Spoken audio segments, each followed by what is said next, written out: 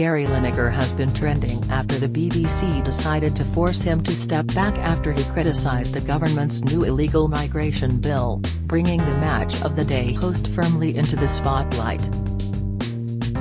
He questioned the use of language towards refugees on Twitter, and his post was met with a backlash, and the BBC's controversial decision led to several of Lineker's colleagues boycotting the broadcaster in solidarity.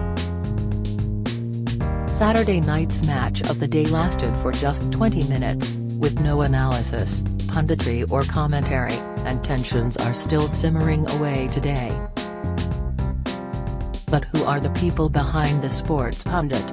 Here we take a look at his home life, including his 4 sons, his girlfriend, and his unusual relationship with his ex-wife. What do you think about the Lineker drama? Let us know in the comments. His love life. Gary Lineker, 62, lives in London, where his ex-wife, Michelle Cocaine, is also thought to reside. They married in 1986 and remained together for 20 years, but eventually, Michelle left Gary citing unreasonable behavior, saying he had caused her stress and anxiety during their relationship. In 2007, he began dating Danielle Bucks and they later married in Italy, despite a 20-year age gap between them. Unfortunately, their marriage paled in comparison and only lasted for 7 years, with the pair divorcing in 2016. It was reported at the time that they broke up due to different opinions on starting a family.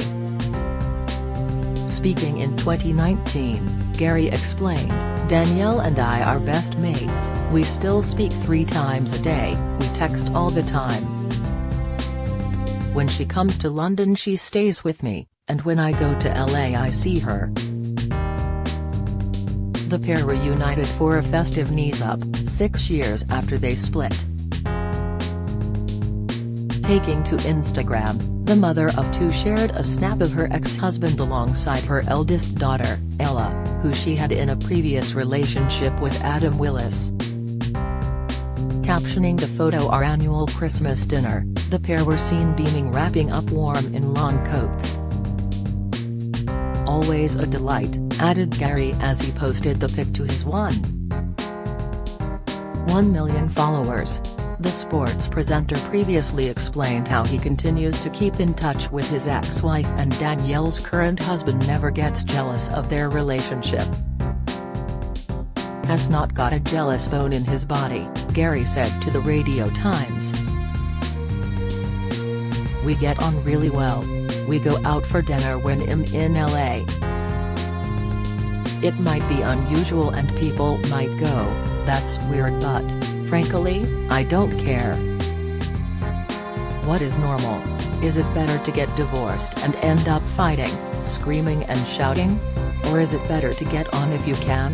Since their split, Danielle went on to marry Nate Greenwald in 2019, an American entertainment lawyer, whom she went on to welcome now 4-year-old daughter, Romy, with. Then Gary was rumored to be dating chef Gizzy Erskine after the pair were spotted at All Points East Festival. The duo entered the backstage Ray-Ban area together, but Gizzy made sure they were pictured solo.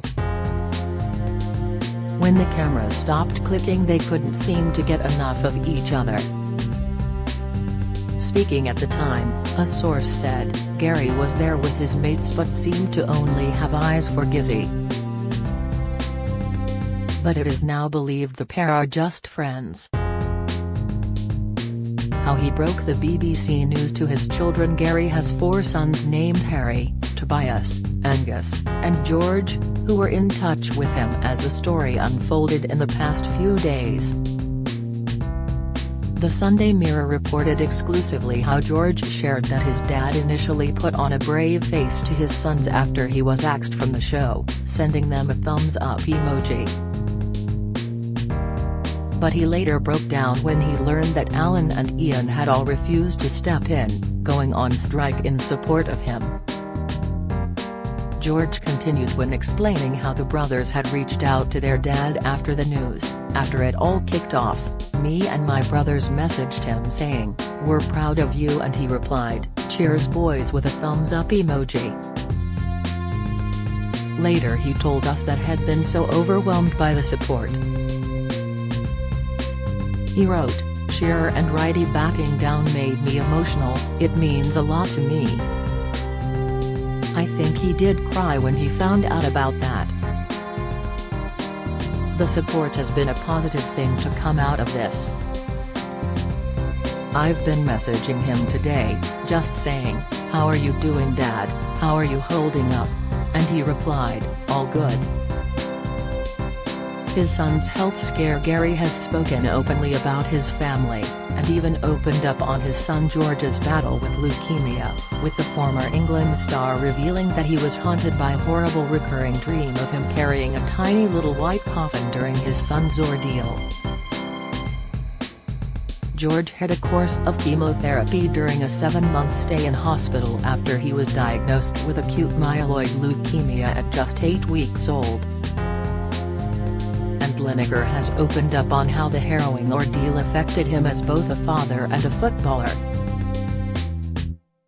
Lineker, who starred for the likes of Barcelona, Tottenham and Everton during his storied career, was still playing professionally when he first took George to hospital. Speaking to the Athletics The Moment podcast, Lineker recalled, "It was the middle of November '91 when we first noticed that he had some kind of issue. It was like a little spot or bump on his forehead.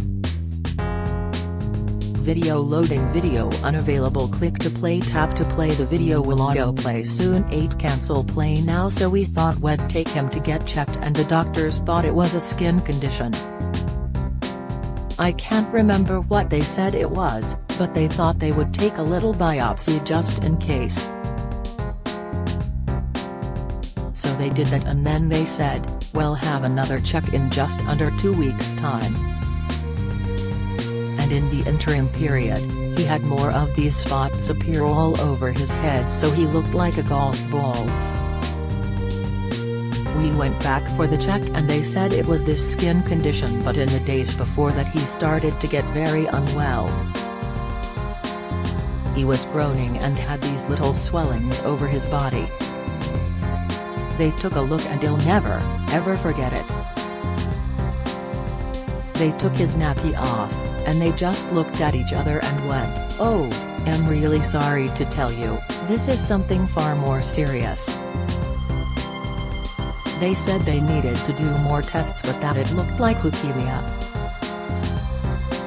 After George was diagnosed, Lineker revealed that he was given a slim chance of survival, with children his age only given a 10 to 20% survival rate.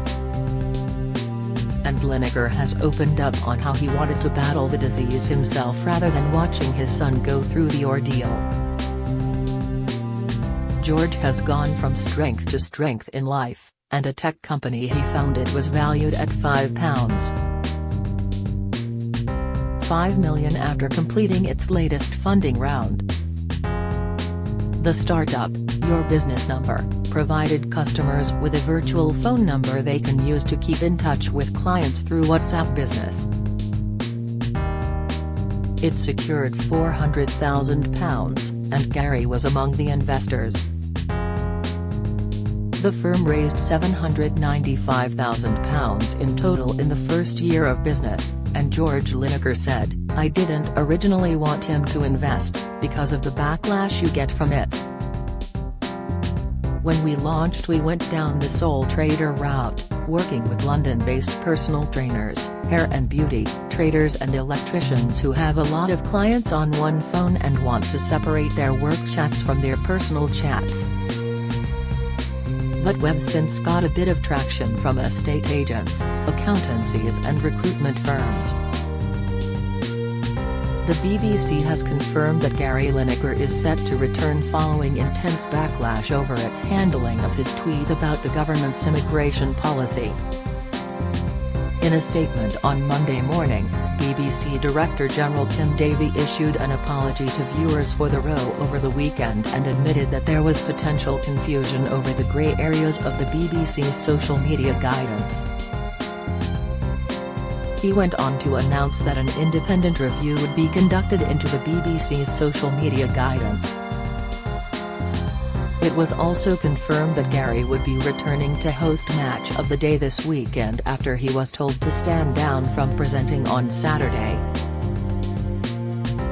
It comes after 210,000 Mirror readers signed our petition to have him reinstated on the BBC show. After the news broke, Gary took to Twitter to comment. He said, "After a surreal few days, I'm delighted that we have navigated the way through this. I want to thank you all for the incredible support, particularly my colleagues at BBC Sport, for the remarkable show of solidarity. Football is a team game, but their backing was overwhelming. I have been presenting sport on the BBC for almost 3 decades and am immeasurably proud to work with the best and fairest broadcaster in the world. I cannot wait to get back in the Mott chair on Saturday." A final thought: however difficult the last few days have been, it simply doesn't compare to having to flee your home from persecution or war to seek refuge in a land far away. It's heartwarming to have seen the empathy towards their plight from so many of you. We remain a country of predominantly tolerant, welcoming and generous people. Thank you. Do you have a story to sell? Get in touch with us at your mirror@mirror.co.uk.